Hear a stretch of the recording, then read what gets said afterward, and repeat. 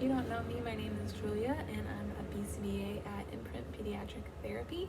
Today I'm going to talk to you about reinforcers and how we can use those to increase behavior.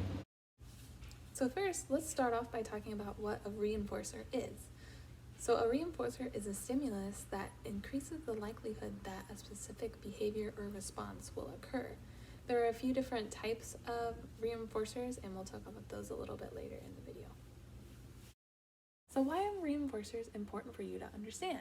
So when something functions as a reinforcer, this means that it's increasing the likelihood that the behavior will occur.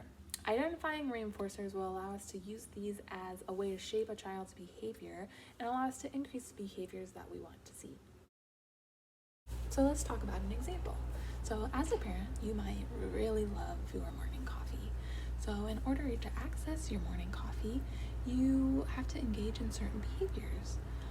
You might have to wake up early and go through the whole long process of getting it ready, or maybe you like to go get your coffee at a coffee shop. So you might have to walk to the coffee shop, stand in line, wait, order your coffee, pay for your coffee, then wait again maybe. So let's think about it. Why do you complete all of these steps? So the reason that you go through this whole process is because you want to receive the reinforcer at the end, which is the coffee. If each time you go through this process, you're rewarded with the coffee at the end, this increases the chance that the behavior is going to occur again in the future. You're going to go through all those steps again in order to get your coffee. Why and how do we use reinforcers? We use reinforcers to strengthen desired behaviors and teach new skills or new behaviors. We do this by identifying the things that function as reinforcers for a child's behavior, whether it be a certain toy or if they love hugs or tickles.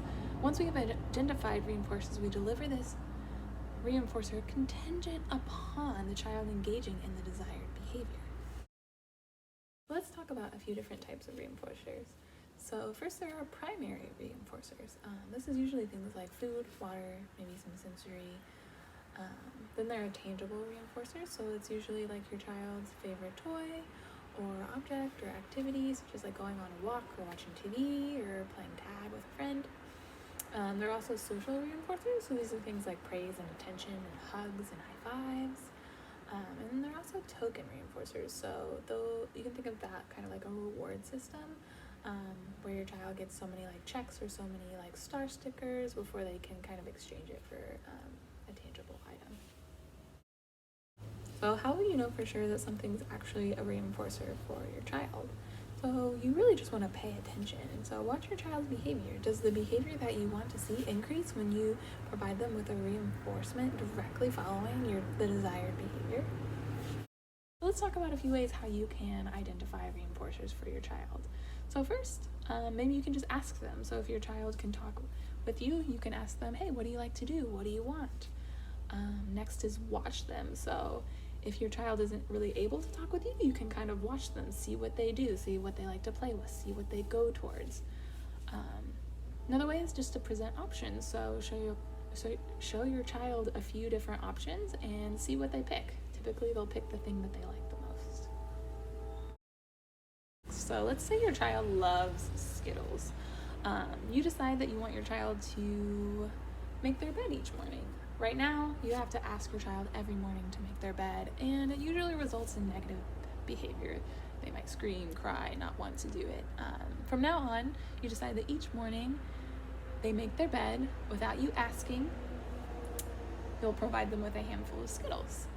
So after enforcing this behavior of making their bed for a few weeks, you start to notice that your child's now making their bed without you asking. If you do have to ask, they're not reacting negatively. This means that the Skittles function as a reinforcer for making the bed. Your child was motivated to make their bed so that they could get that handful of Skittles.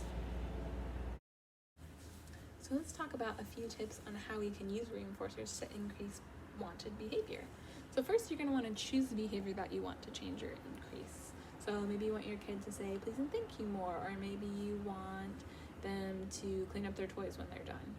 So then decide on the behavior that needs to happen in order for you to provide that reinforcer.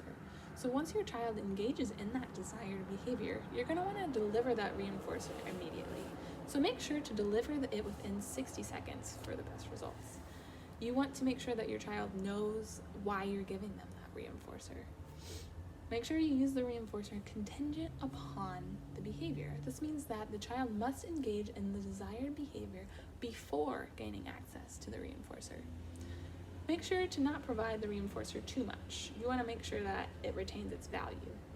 Make sure to always deliver praise in addition to tangibles. This can let the child know exactly what behavior you're reinforcing. So how can you use the reinforcers that you identified to increase a desired behavior? So you're going to want to make sure that your child only receives the reinforcer after they have engaged in the desired behavior. So for example, if your child really wants to watch TV, but you've asked them to clean up their toys first, you're going to want to make sure that they clean the toys before they receive the reinforcer or watching TV. If they engage in problem behaviors such as crying, you're going to want to make sure that you withhold that reinforcer until they have completed the task. When the reinforcer is provided contingent upon following the direction, or you telling them to clean their toys, this will hopefully teach them that in order to receive the reinforcer watching TV, they have to follow your directions first. So to wrap up, here are a few things to remember. Reinforcers can change all of the time, so you guys want to make sure that you're paying attention to what your child is motivated for and use this to help increase desired behaviors. You also want to make sure that the reinforcers you provide stay valuable, so don't provide too much of something or provide it too often. For example, if you're giving your kid a cookie for something, you don't want to give them a whole cookie every time. And you don't want to give it to them every 5 minutes, because eventually, probably after a few cookies, they're going to not want that cookie anymore. So you want to make sure that your reinforcers are staying valuable. And you also want to really pay attention to what your child is motivated by, so that you can use this to increase behaviors that you want to see, which in turn will hopefully decrease behaviors that you don't want to see. Thanks for watching, and I'll see you next time. Bye guys!